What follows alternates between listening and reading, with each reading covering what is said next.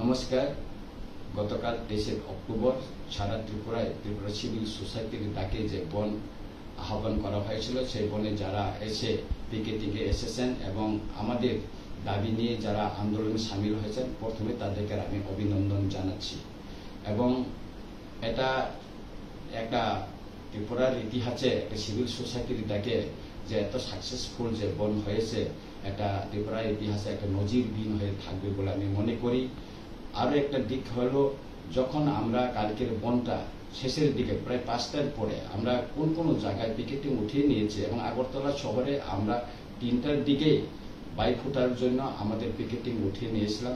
ঠিক 5টার পরে যখন গুডলির সময় কমলপুরে শান্তিবাজার এলাকায় কিছু লোক গিয়ে সেখানে গন্ডগোল করার চেষ্টা করেছিল এবং করেছে, এবং উভয় পক্ষের সংঘর্ষে অনেকজন আহত হয়েছেন এবং এটা খুব দুঃখজনক ঘটনা এবং আমি এর নিন্দা করি এবং এটা সুস্থ তদন্তের জন্য দাবি জানাচ্ছি।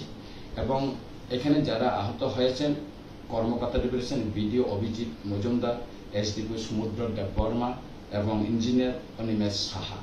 আমি তাদের প্রতি গভীর দুঃখ প্রকাশ করেছি যে এখানে তারা ওই সংঘর্ষ থামানোর জন্য তারা ইনজুর হয়েছেন, তার জন্য আমি দুঃখ প্রকাশ করেছি এবং যারা ঘটনা ঘটিয়েছেন তাদের প্রতি আমার নিন্দা রইল। আমি হাসপাতালে গিয়ে তাদেরকে দেখতে যাব এবং খুব শীঘ্র খুব তাড়াতাড়ি আমি যাব সেখানে।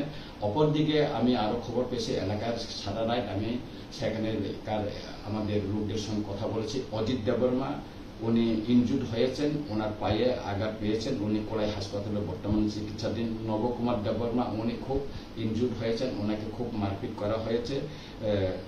কাশ্মীরা দেববর্মা ওনার ডাক নাম, উনিও ইনজুর্ড হয়েছেন। আরো দরিয়ান দেববর্মা উনিও ইনজুর্ড হয়েছেন বলে আমি জানতে পেরেছি। আমি আজকে স্পটে যাওয়ার জন্য আমাদের সম্মানিত ডিজিপির সঙ্গে আমি সকালে কথা বলেছি। উনি সেখানে সিচুয়েশনটা এখনো নর্মাল হয়নি বলে বলেছেন অপেক্ষা করার জন্য। তাই আজকে আমি শান্তিবাজারে যাচ্ছি না, আগামীকাল পরশুর দিন আমি সেখানে যাব এবং এখানকার লোকের সবার সঙ্গে আমি কথা বলবো, উভয় সম্প্রদায়ের মানুষের সঙ্গে আমি কথা বলবো এবং আহতদের আমি দেখার জন্য হাসপাতালে যাব।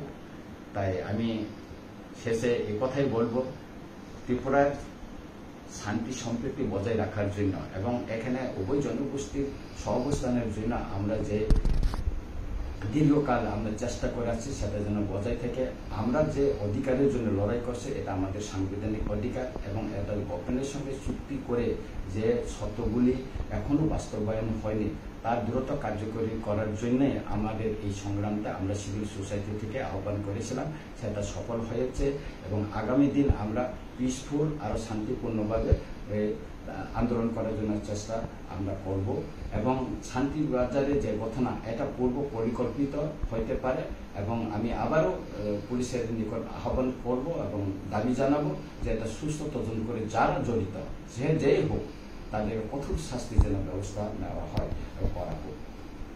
সবাইকে নমস্কার।